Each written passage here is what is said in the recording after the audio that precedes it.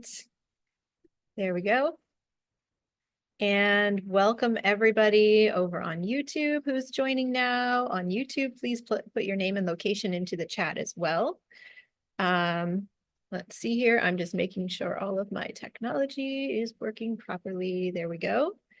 Okay, hi everybody. As you're all streaming in, we're going to have a really beautiful and light-filled gathering today. And we are just a few days away from the solstice, so this is the perfect time to connect in with the energy of that solstice and really prepare to be receiving the most from it. So welcome Karen in Connecticut.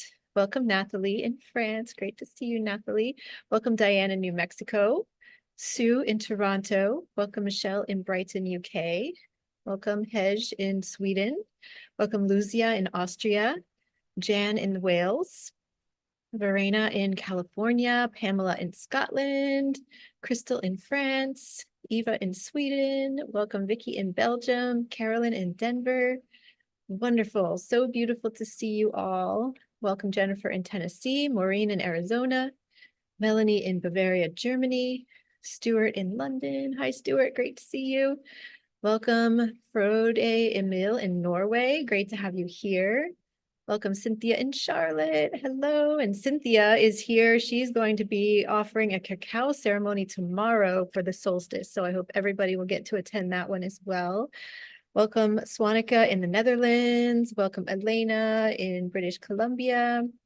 Salt Spring Island. Welcome, Al in Malaysia. Great to have you here. Hi, Taria in Asheville. So good to have you here. Welcome, Rebecca in Burlington, North Carolina. Yay. Bonnie in Hollywood Hills. Wow, so great to have you all with me. And welcome everybody on YouTube as well who's watching this live. So good to have you on with us.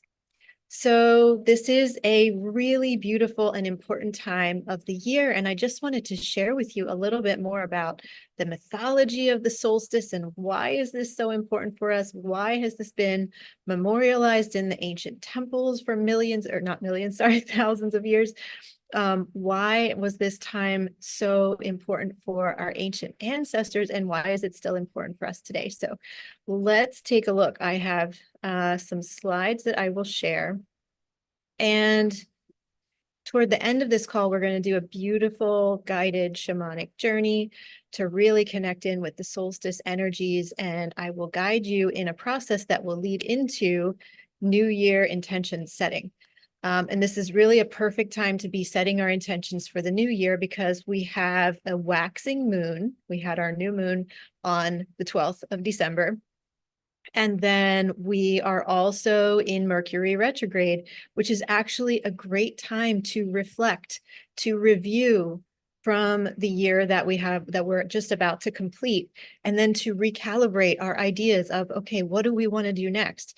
The Mercury retrograde is not a great time for like taking huge new actions and signing contracts or things like that, but it's an amazing time to be in a dreaming space, to be in a visioning space, and to be in a recalibrating space around what do I really want and long for and dream of for next year, right? So this is an amazing time for the intention setting. And not only those two things, the waxing moon and Mercury retrograde, but also the solstice time. I feel like the solstice time is really the new moon of the year. You know, it is the winter solstice in depending on which hemisphere you're in, right? But the winter solstice is like the new moon every year. It's the new moon happens once every lunar cycle, and it's the darkest time, and it's the most inward and reflective time. The winter solstice is that same point in the year cycle.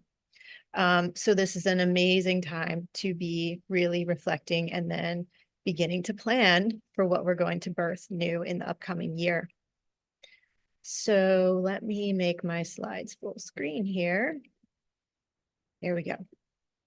Okay, and for anyone who might be meeting me for the first time through this video, I just wanted to say hi, nice to meet you, and here's a little bit about me. I'm a visibility coach for visionary entrepreneurs, a spiritual alchemist, astrologer, and a global conference creator since 2015, and I'm the founder of Sacred Planet. And my mission is to guide you in breaking free from everything that has held you back in the past. So you can learn more about my work at wearesacredplanet.com, and I have many wonderful free and donation-based courses and workshops and free gifts that you can find there. So lots of treasures, go and explore. Also, be sure to subscribe to my YouTube channel so you'll get updates when I go live with new astrology forecasts and all kinds of other wonderful things. So what is the solstice? Well, just so that we all are on the same page and we have a basic understanding of what the solstice actually is, this is the time when the sun is at its furthest distance from the Earth's equator. Okay, and so this means the sun is either very far to the north of our equator or very far to the south of the equator. Of course, that's based on our perspective standing here on Earth. Wouldn't be the same if we were standing on Mars or the moon. So on December 21st each year, the sun is at its southernmost point from the equator. So this day is the winter solstice. It is the shortest day and the longest night for those in the northern hemisphere because the sun is furthest away from us in our perception of it, our view from Earth. And December 21st is also the summer solstice, which is the longest day and the shortest night for those in the southern hemisphere. So while I am here in the northern hemisphere celebrating winter solstice, those of you who might be in New Zealand or Australia or South Africa, you are celebrating the summer solstice. So there's another factor here, which is that the tilt of the Earth. Okay, so December 21st is also the time when the Earth's North Pole is most extremely inclined away from the sun. That's what creates our shortest days around the winter solstice. Okay, and then December 21st is the time when the South Pole of the Earth is most extremely inclined toward the sun. So it's this tilt that gives us the changing length of our days and nights throughout the year. Now, then, if we were to look at the other six months from now, right, the other side of this spectrum, June 21st is basically the opposite of everything I've just said. It's when the sun is at its northernmost point. That's the summer solstice in the northern hemisphere, winter solstice in the southern hemisphere, and so on. You get the idea. Now, the ancient people honored the winter solstice in their construction of so many of their temples and their stone circles. So we know that this time was very, very important for them. Now, as I have shared in previous presentations, which I will link in the description field below for those watching this later, if you're interested in checking out more, the ancient people were aware even of the great 24 to 26,000 year cycles, the great year cycles. This is what the Mayan calendar was based upon, and many other ancient long count calendars of our ancient ancestors. So they were deeply tuned in to these cycles, these cosmic cycles. And clearly for them, the winter solstice was a really important point in that cycle. So on the left here is Karnak Temple in the image on the left, Karnak Temple in Egypt. And on the winter solstice, the sun lines up, as you can see here, with the central precessional aisle of that temple. And magical things happen at that time, as I've heard from people who've been there at that moment. And then on the right here, we have Stonehenge, of course, beautiful Stonehenge. And you can see here a picture of the sun aligning with the center of the stone circle on the winter solstice. We also have divine alignments between the sun and the structures at Newgrange in Ireland, Karnak in France, Chichen Itza in Mexico, and many other sites. Interesting, I've always found it interesting that, you know, Karnak in France, Karnak in Egypt, they have the same name, both aligned with the winter solstice. Now, of course, all of these temples have other alignments too. For example, Stonehenge is also indicating eclipses and many other alignments. We could talk about Chichen Itza also has amazing alignments that happen at the equinoxes where it appears that serpents are slithering down the side of the stairs, right? So these temples are not only indicating the winter solstice, but it is one of the key things that they're pointing to in their structure. So why was this time so important for the ancient cultures? And a big part of the answer to that is that the winter solstice is a celebration of the victory of the sun, or the light, over the darkness. So if you can imagine in ancient times, particularly in far northern or far southern latitudes. So in the north, if we think of Norway, Scandinavia, right?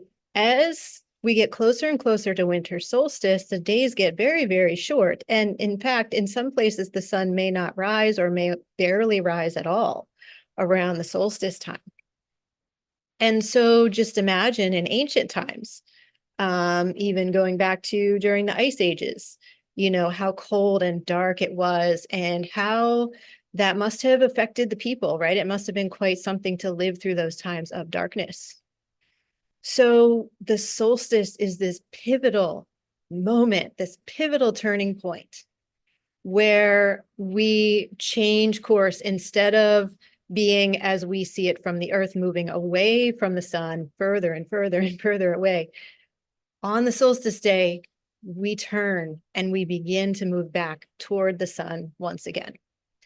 And once this has happened, we know we're moving toward the spring, towards the rebirth, towards the light-filled and abundant time of the summer once again. And so this was cause for tremendous celebration. And in ancient times, they would light huge bonfires. There would be singing, dancing, feasting, gift giving. Or in some places, like the Nordic cultures, the Yule log was lit and would burn all night long to honor the light of the sun. And there were also dream practices, which I'll share one of those with you in a few minutes. So these Nordic traditions of the Yuletide are the source of many of the ways we still celebrate today, right? Decorating a pine tree, giving gifts at the winter solstice time. And so we can see that these very ancient earth-based traditions that existed long before the time of Jesus Christ were then adapted into today's Christian traditions. There's so much in the Christian traditions that actually originated in the earth-based cultures of ancient times. And this is one of the really big ones. I love the fact that in the northern cultures where the reindeer were so important to the people followed the herds of reindeer because they depended on them for the meat and for their coats and their fur, you know, to stay warm in the winter. And they honored the reindeer. They held the reindeer very, very sacred, as sacred kindred. And so the reindeer, actually, the females keep their antlers in the winter and the male reindeer lose their antlers. And so in these northern cultures, the traditions held that the reindeer mother was the one who flew up into the sky and brought back the sun, like turned it back around toward the earth on the winter solstice. Isn't that so beautiful? And so this tradition that we have, you know, that many celebrate around the world of Santa, you know, with his sleigh pulled by reindeer, you know, clearly came from this idea. And that would mean that all of the reindeer pulling Santa's sleigh are female. Isn't that really amazing? So this is a very magical time. The ancient and indigenous people have always honored the solstices. You know, this was going on since long, long before the beginning of recorded history. And the ancient and indigenous people know that the veils are particularly thin at this time, and the light shines extra brightly through to us from the liminal realms. So this is interesting because this is a time of great polarity, actually. There is the darkness that's happening, the very short days, the very long nights, the sun feeling so far away. And yet there is such bright light breaking through to us at the same time. And so there was just so much to celebrate. And this was always considered a very holy time of year. And I love to reflect that, you know, regardless of all the disagreements that may be going on in the world right now, pretty much all of the major world religions and most spiritual traditions all come together in acknowledgement that this time of year is sacred and holy. And so this is really a time to pray for peace, to hold the vision for peace, because this is something that we are all very aligned on, that we all come together on. And this is so beautiful how universal the solstice is for all of us. Now, also universally around the world, we find that there are mythologies of the return of the sun deity, the sun god or the sun goddess in some cultures at the solstice time. So if we think about this on a big macro level, okay, we can see that our sun is a small fractal of the great central sun. So the great central sun that could be seen as the creator or the original singularity that all of the galaxies spin around. Okay, the center of the universe. And every star is a fractal or a mirror of that great central sun and is receiving the light and the energy that it needs from that great central sun. And in the same way, our star in the Milky Way galaxy, our sun, provides all of the energy that powers every plant, animal, and biological or environmental process on our planet. Now, we truly do eat the sun. So just consider this for a moment. The sun provides everything, all of the energy that is needed for life on Earth. All plants, all animals, all biological processes require the sun. And so how do we get our energy? Now, the way that plants versus animals get their energy from the sun is very different. And the plants hold this very powerful, very sacred role of actually taking the sunlight and through their leaves and through photosynthesis, they convert that light, they convert that energy into matter. They convert it into physical form. Now, this is amazing if you really stop and think about this, that the plants, the way that they grow, is they're taking that light of the sun, turning it into the body of the plant. They're turning it into leaves and bark and roots, etc., and flowers, like we see here. And so this is very amazing, first of all, what happens at the level of the plants. And then the plants offer their biological, their physical matter to us to eat. And whenever we eat, right, as animals, whenever animals eat, we're either eating plants or we're eating another animal that has eaten plants. So all of the energy that we take in as food must be converted to physical matter first by plants. And so we take in our food, and as our digestion combusts that food, it is releasing the light of the sun, the energy of the sun within us. And so our body heat is the fire of the sun combusting inside of us, right? So we literally eat the sun, and we are the sun. You know, we are all living things on Earth are the light of the sun in a transformed state. It's really beautiful to think about this. So, having said that, this time of turning back toward the sun at the winter solstice is quite significant for us. So, on a deep inner psychic level, a biological level, as well as a mythological, symbolic, and celebratory level. So that's why we will find a sun god or a sun goddess in almost every religion and spiritual tradition. So this is the one who is bringing back the light. right? And who is born or comes back to the people at the solstice time. So Jesus, of course, right, is a sun god. He's born at Christmas, which is the solstice.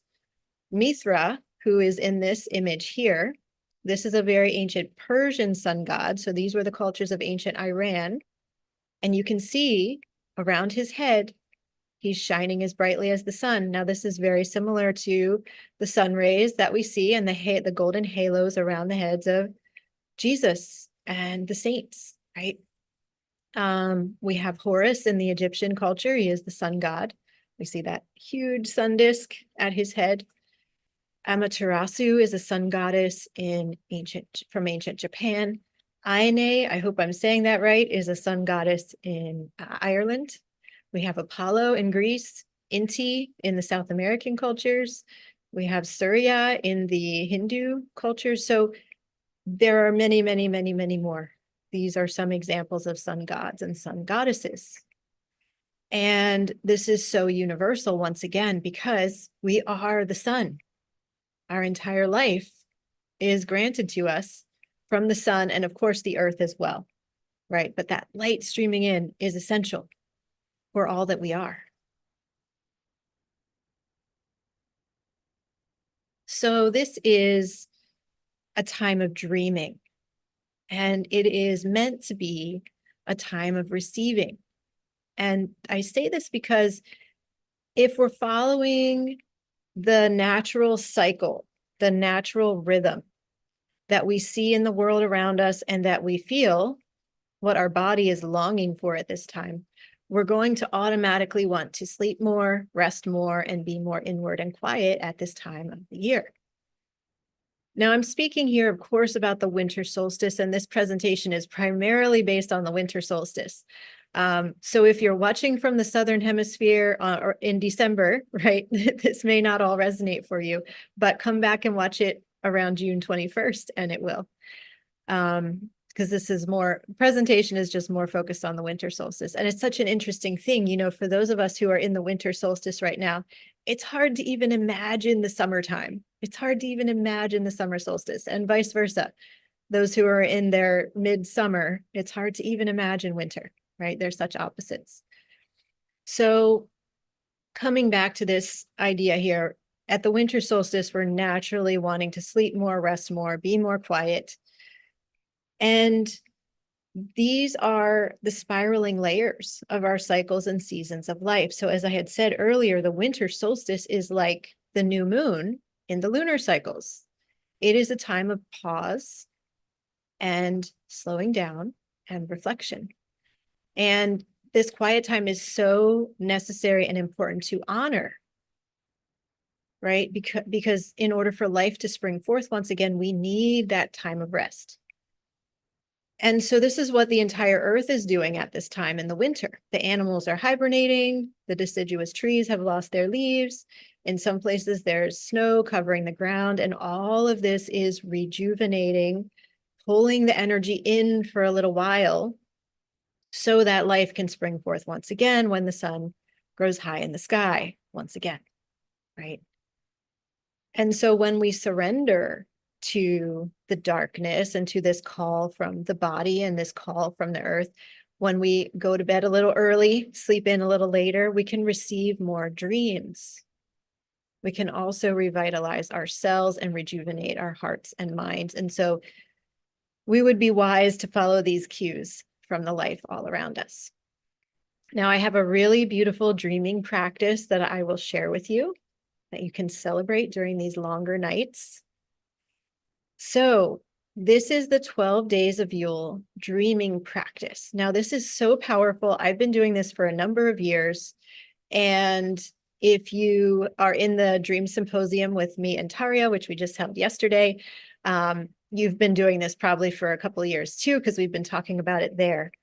So this is a way that we can access our dreams for oracular divinatory purposes. And so it has been discovered that the dreams that we have around this solstice time, starting with the night before the solstice, so the night of December 20th, these dreams each night are giving us an illustration or an energetic representation of what's going to happen in each upcoming month of the year, the next year. So dreams that you have during the night of December 20th will be an oracle for the month of January in the next year. Dreams that you have the night of December 21st will be an oracle for February, and so on.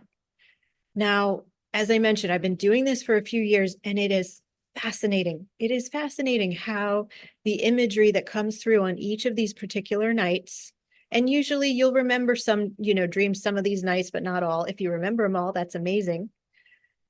But then you go, so let's say you have a dream on the night of December 26th and you write it down and you're like, okay, this is my oracle for July. And then you see what happens in July, and it's absolutely incredible how the events that you experience in July line up perfectly with the dream that you remembered from that night. Now, I've even been doing this with my kids. And so my one daughter, she had an amazing dream on the night of December 23rd last year, 2022, that really told exactly something that happened for her in April.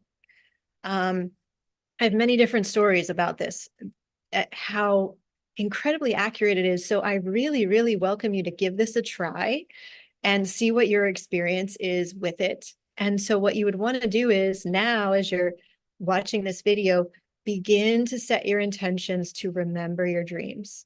Begin to set your intentions to write those dreams down, or if it's, I don't write them down. I actually record them on my voice recorder on my phone because I find that easier when I have to get up in the morning and take care of my kids and things like that. It's easier to just record it. In some way, you want to record these dreams and then save them and mark them, especially so you can come back to them each month of the year and see what happens. And I would love to hear, come back to this video later on and put a note in the comments on YouTube. What happened? How did it line up for you with your dreams as oracles for these months? Now, another thing that I hear from people a lot is that, they don't remember their dreams, right? I haven't remembered a dream in years. And I have a really simple recommendation for you if that's the case. Because the thing is that there are the part of our brain that controls the recall of dreams can actually be deficient in certain vitamins, particularly if we are vegan or vegetarian or don't eat a lot of meat. Okay. And one of those is vitamin B12. So I really recommend taking some vitamin B12 if you don't remember your dreams. It's probably something you need anyway, if you're not remembering dreams. The other thing I have found helpful with this is to take iron. So, of course, if you have any concerns, check with your doctor or health practitioner first, but generally iron and B12 are good for us and very healthy for us. So if you want to, you could start taking those now, and then by the time that these days come around, you'll have more likelihood of remembering your dreams. And the person who originally shared this practice with me, her name is Willemijn Maas, and I worked with her a lot in previous years in my business. And she lives in the Netherlands. And so she had heard about this 12 days of Yule dreaming practice. So I have a quote from her here on this slide. So she said, "When we honor the dark, it's possible to receive insights from our unconscious mind. This can be in the form of visions, dreams, or insights. Dreams occurring during these dark 12 nights have divinatory powers and hold powerful messages about the coming year." So it's, as she says, it's really incredible what our unconscious mind already knows about what's going to happen in the future. And so when we set our intentions to receive the dreams, right, in this oracular format, then we can get the most amazing information. I'm going to just check the chat and see what everybody's saying here.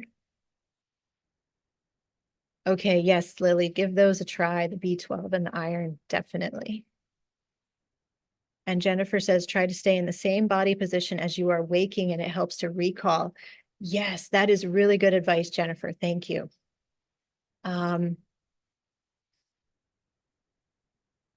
Yeah, absolutely, Rebecca, that's fine. If you just, yeah, just link back to this video.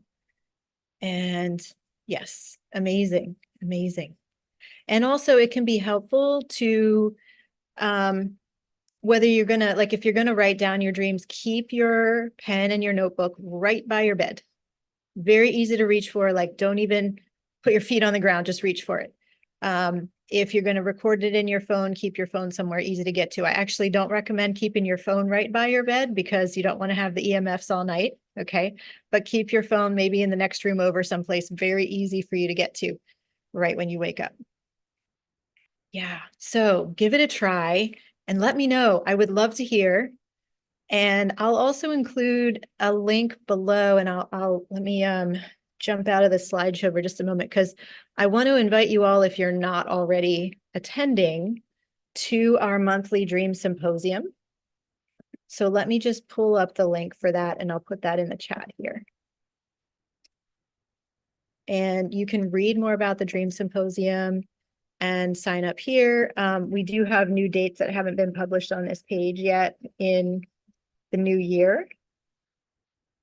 So if you sign up, you'll get notifications. And this is at my website. So it's at jocelynstarfeather.com/dream symposium. That's my other website where I have this listed. So wonderful. Okay, so let's go back into the slideshow. And for the Dream Symposium, that's something that Dr. Taria Ward and I do every month. And we basically open up a Zoom meeting and we have a global dream group, and we hear all the dreams that people are feeling called to share on that day. Most of the dreams have just been received in the last few days before the symposium, and it's incredible the messages that come through. So if you want to work more with your dreams, come and join us in the Dream Symposium. And you also get to hear the dreams from others, hear the collective intelligence of the Dreamtime coming through. It's really amazing. So I'll put that link in the description field below too, once we're done this recording. So let's also talk about receiving the light codes of the solstice sun. So as I mentioned, the veils are really thin at this time, and the light is so bright as the sun is about to turn back toward us or just having turned back toward us. And I know every year around this time, I become just really innately drawn to wake up early and watch the sunrise, which honestly is not even that early at this time of year, watch the sunrise and to really tune in to the sunset in the evening. And this is a practice, sitting with or meditating with the sunrise or the sunset is a practice in many, many, many ancient traditions. And so there's a lot of powerful information that you could read online if you want to research this, about how when we take in the light of the sunrise or the sunset through our eyes, we are able to really receive and consume that light in a very powerful way and take it into our bodies.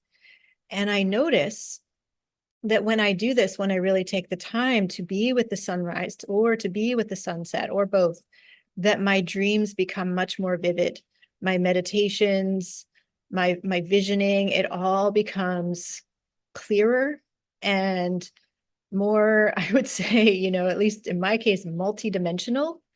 And so I really invite you to try this, particularly at this time of the year. Now, it's wonderful to tune into sunrises and sunsets at all times of the year, but especially at the solstice. There's something really powerful that's happening right now in our connection with the sun and the codes of light that the sun is sending to us. And there's this amazing, the glow of the sunrise or the sunset, that time where all the colors appear, the bright pinks and oranges and even purples and blues can appear. There's something really magical about that time, and it's something connected with the liquid light or the plasma light of the sun and how that is streaming into us. And so we can really set our intentions to receive that, to be in meditation at that time, to be gazing toward the sunrise or the sunset as that shift is happening, right? and really let ourselves receive it. We can also do breath work at that time and be breathing in the sun, breathing, taking it in through the eyes, through the breath. We always take it in every day through our food. We take in that sunlight, but there are other ways to receive it that I think can amplify our spiritual experience, amplify our connection with that light, with the divine intelligence of the cosmos and the divine intelligence within us. So I invite you to give that a try in the way that's right for you. Another amazing thing you can do is to take a glass of water and place it in an eastern facing window at night. And as the sun rises, you can speak to the water too, right? You can ask the water, dear water, please receive the light codes of the sun as it rises tomorrow morning, and fill yourself with those light codes so that I can then drink you and receive them too, right? And so we can be in this connection with the water and the fire of the sun all at once. So give that a try. I bet you it will amplify your dreams and your spiritual practice. This is an amazing opportunity at this time of year. I also want to share with you about the conifer trees and eternal life. So there's a book that I read recently. You know what? I think I have it right here. Let me just grab it so I can show it to you. Hold on one moment.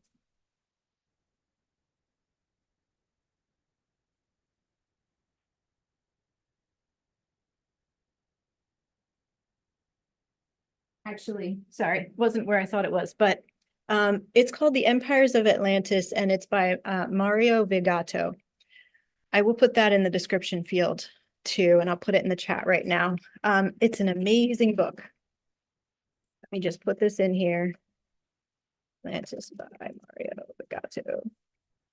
Now, this researcher, Mario Vigato, went to such extreme depths of research to pull together information from every possible source, every ancient culture, the ancient texts, the king's lists from Egypt and Sumeria, from the Bible, from the many, many, many different cultural and ancient civilizations around the world to look for proof of Atlantis. And he found a lot. He found a lot of proof.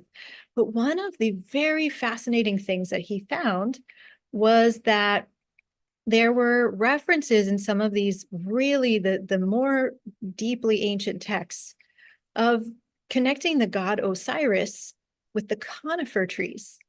Now, this is really fascinating because, of course, in Egypt, where we know the god Osiris, it's the desert now. It's the Sahara Desert. There are not conifer trees there. They would not do well there. But so the conifer trees do better in the northern, and probably far southern latitudes where it gets very cold in the winter. And so this is fascinating, and it indicates that we've had tremendous shifts in climate, and that maybe the concept of the god Osiris originated in a much more northern place, which is what he's, the theory that he's positing in this book, and then eventually migrated to Egypt over many millennia. But in any case, if we take a look at the god Osiris, he's usually depicted in green, and he's known to be considered not only the god of the duat, or the afterlife, and immortality, but also the god of agriculture. And he is vitally connected with the force of vitality and life that pushes the green things up from the ground in the springtime, that brings life back.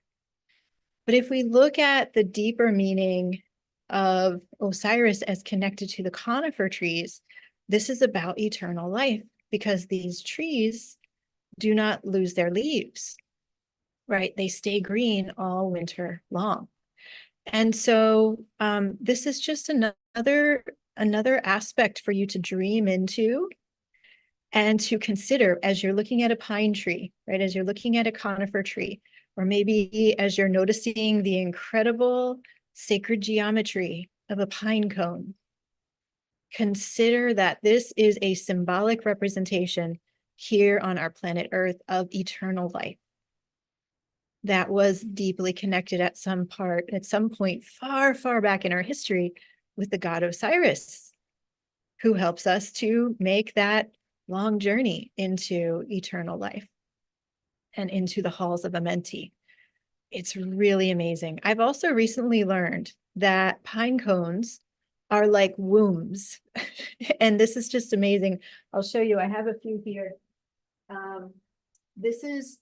These are, if you can see this pine cone, let me actually stop sharing my screen for a moment. This is a beautiful rosette pine cone. I recently found these. They're growing on just a few trees near me. I had never seen a pine cone like this. And I started researching them. And this is true of any pine cone, what I'm about to tell you, is that this is the female pine cone. Okay, this is a womb.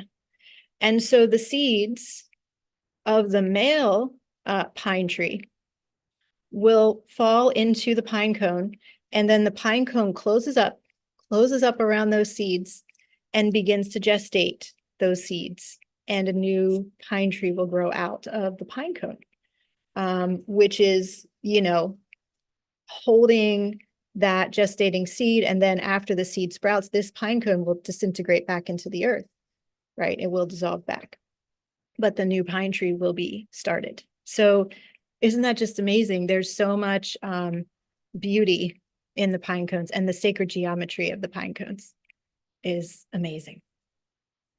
So these very sacred conifers that are really present for us around this time of year hold deep meaning for us as well. I have just a few pictures here of Karnak Temple in Egypt, because whenever you go there, you really experience light in a very powerful way. And so this is an image of the sun shining. It was just amazing. It was like really, really rainbow light shining down through these massive pillars in the center structures of Karnak Temple. And then this is a room off to the side of the Chapel of Sekhmet. Now here's beautiful Sekhmet. She is one of the few statues that's considered to be still living, truly still living. And she is really, really alive and powerful. And there's a room off to the side of her chapel where this light streams in, and you can see me catching the light in my hands there. Just an amazing place of light and highest consciousness. Now, I have a really cool solstice gift for you. And this is how to create your own winter solstice ritual. So I invite you to take this with you, and if it feels aligned, you can give it a try. I'm going to put this in the chat, and I'll put this in the description field later as well. There we go. So let me put it in the chat. So if you would like to claim this free gift, I hope you'll really enjoy it. And so in this free gift, it's an ebook, full color ebook. It's really beautiful. And so it includes which key elements to include in your ritual, how you can let something go or welcome something new into your life at this time, bringing in the dream time, gratitude practices with the sun, and how to make your ritual very simple yet inspiring and sacred. So it's a kind of really short and sweet, but very, very inspiring and informative ebook. So I hope you'll go claim it if that inspires you, and enjoy. Okay, so let's take our shamanic journey now. And I will actually put up an image for you to gaze at while we're doing the shamanic journey. So bear with me one moment.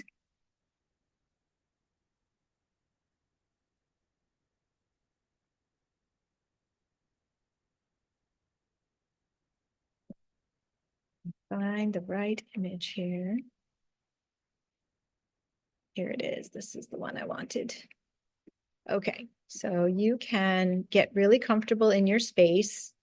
And as always with the shamanic journeys, if you would like to lay down, go ahead and do it. Really listen to your body, whatever your body needs. If you need to lay down and just relax, do that. If your body is feeling active and you prefer to be moving and make it a movement journey, that is wonderful as well, whatever you prefer. Or you can sit up with your spine straight. And so I invite you to get really comfortable in your space. And then you can close your eyes or lightly gaze at this image here.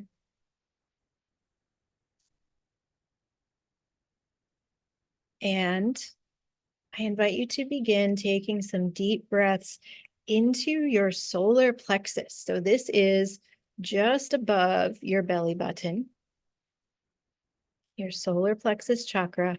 And this is actually the chakra that is yellow, like the sun, and is said to hold the fire element within us.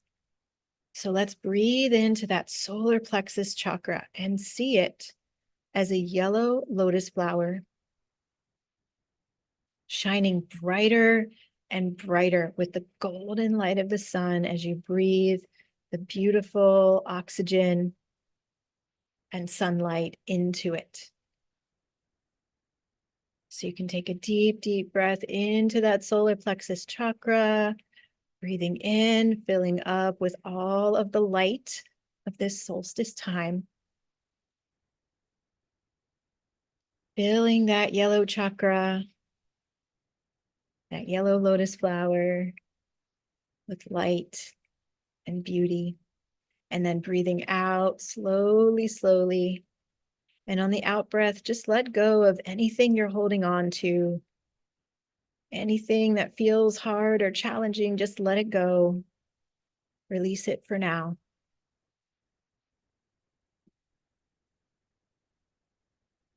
And as you're continuing with this deeper rhythm of breathing, I invite you to imagine yourself in a very beautiful place in nature where the brightest solstice sun is shining down on you.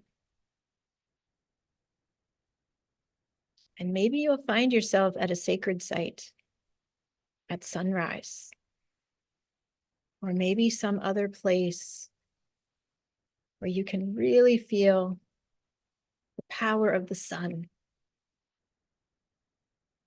So take a moment to look around you and notice where you are. Notice the terrain here. Is there water nearby? Are you in a forest? Are you in a temple?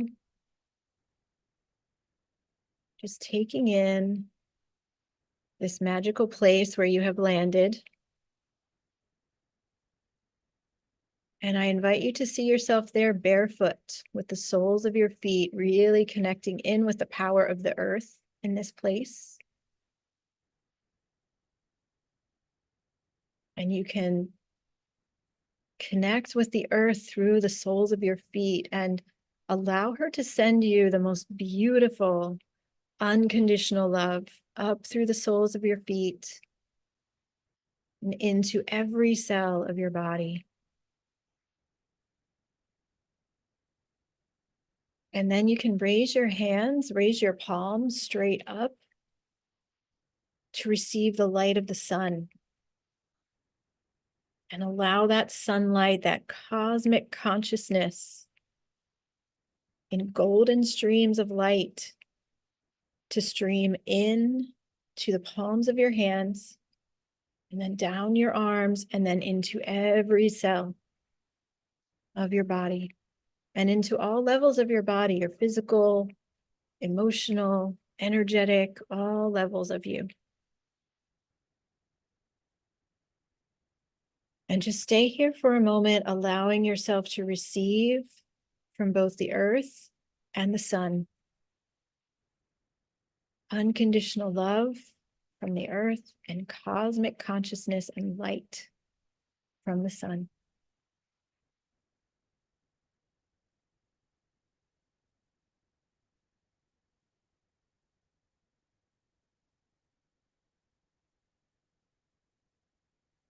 And when you are feeling really beautifully filled up with these amazing energies, send your gratitude. Send gratitude from your heart to the sun and from your heart to the earth. And you are really strengthening and solidifying your connection to the great above and the great below.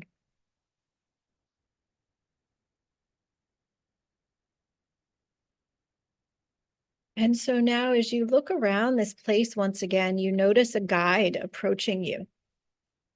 Now, this might be a power animal, might be an angel, might be one of your ancestors, or another kind of guide. It could even be a conifer tree or a star. So really notice who shows up for you here. Who is it that wants to be your guide for this solstice journey?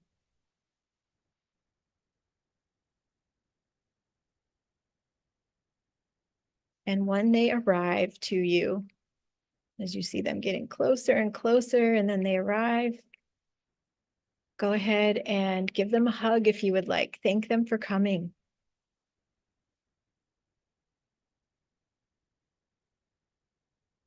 And then tune in and lean into them, because your guide right now has a beautiful and important solstice message to tell you, just as they are arriving. So listen in carefully. See what your guide says.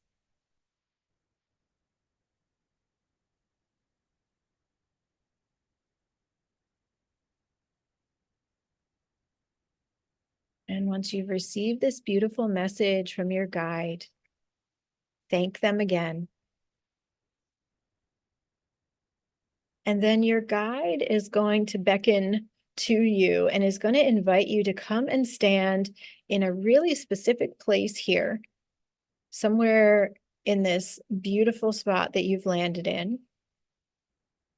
And your guide is telling you that if you stand right in this exact place at the exact time of solstice, you will receive the most incredible light codes from the sun at that solstice moment. And so go ahead and follow your guide, because they're going to take you to the right place for you to stand. And they tell you that the exact moment of solstice is approaching in just a few minutes. And so you go and you stand, or maybe you sit, really pay attention again to your intuition. What is the position that's right for you to be in, to receive the light of the sun at the exact moment of solstice here in this beautiful place?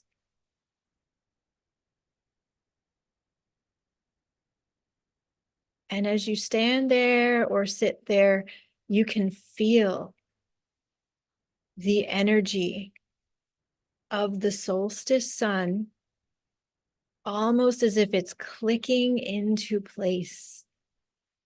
You can feel the divine movement of the sun in its relationship to Earth, coming to this pristine, divine moment in time. So I'm going to give you a minute or two just to experience this, the sun coming to its exact solstice point, and all of the light and all of the codes that will stream into you at that moment. So really tune in and let yourself have this full experience of the solstice sun and all that it wants to send you at this time.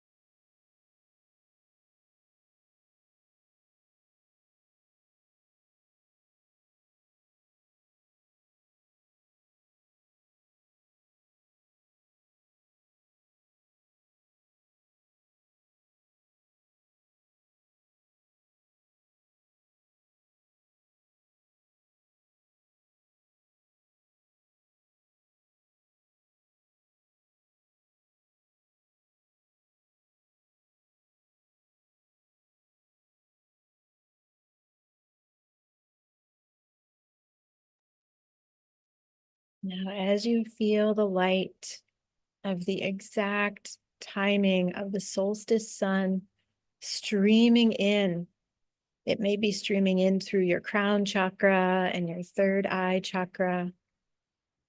Allow yourself to fully receive this.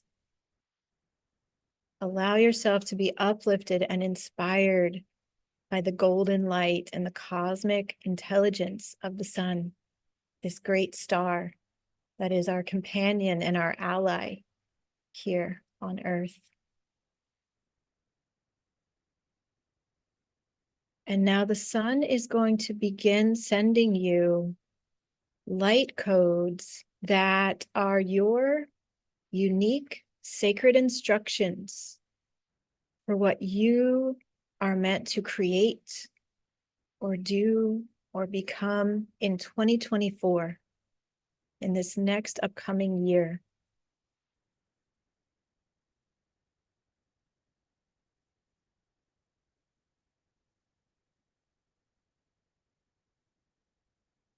Now, this may be something that was not what you were expecting, and that's fine.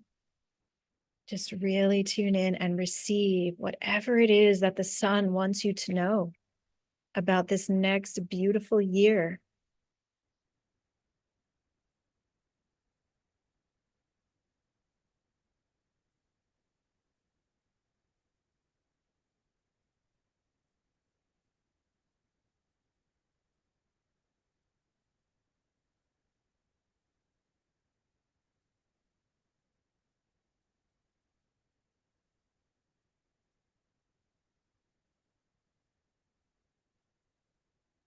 And once you have received this information, these sacred instructions, really place them in your heart so that you can always keep them with you.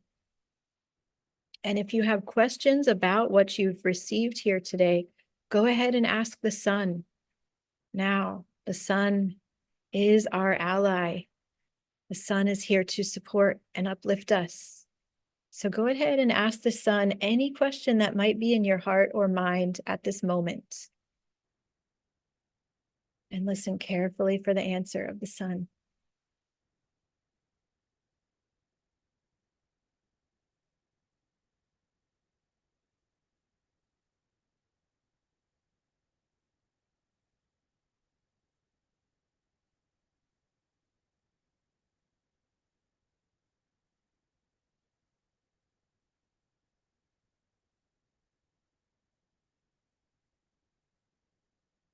And so, having received these beautiful gifts from the sun, send your gratitude, send your love up to this beautiful solstice sun.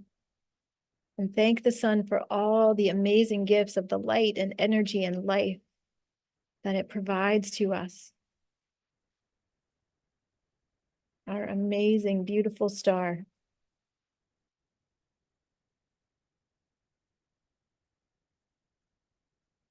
And now your guide is beckoning to you once again.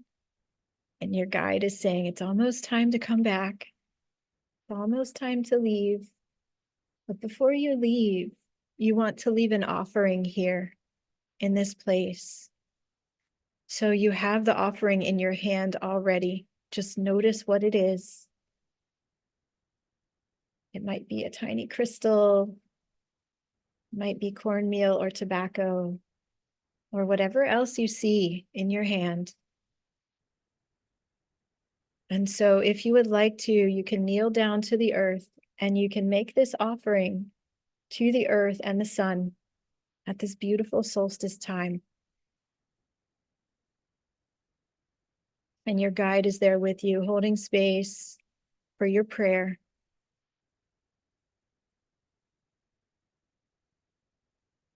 And once you have made your beautiful offering, go ahead and stand and walk together with your guide back to where you first found yourself when you landed in this place. And you can thank your guide once again and give them a hug and then watch them fly off into the light. And then gradually begin to feel yourself Coming back into this moment, back into your body. Taking a deep breath in once again to your solar plexus chakra. Breathing in deeply, filling up with all of the light of the sun. And then breathing out slowly, coming back more and more present.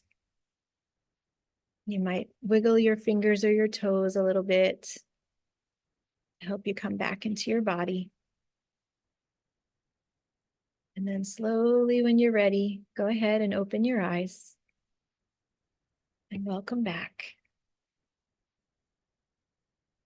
And I really invite you to take a journal or a notebook and write down what you've received in this journey. Just really take it as very sacred, very special, what the earth and the sun wanted you to know at this time. And I would love to hear in the chat here on Zoom, if you would like, or the comments of YouTube. What did you experience in the journey?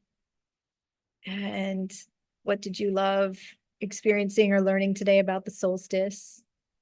I've had so much fun sharing this with you today.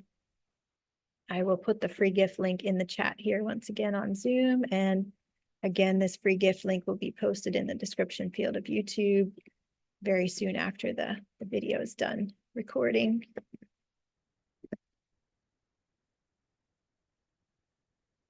And I think you're all still out in the other realm, so that's great. So I'll just let you stay there. I'm going to end this call, but feel free to stay in that deep space as long as you want. And if you feel inspired, come back to the YouTube video and leave me a comment about what you experienced. I would love to know. And I wish you all the most amazing and beautiful and powerful solstice time this year and every year.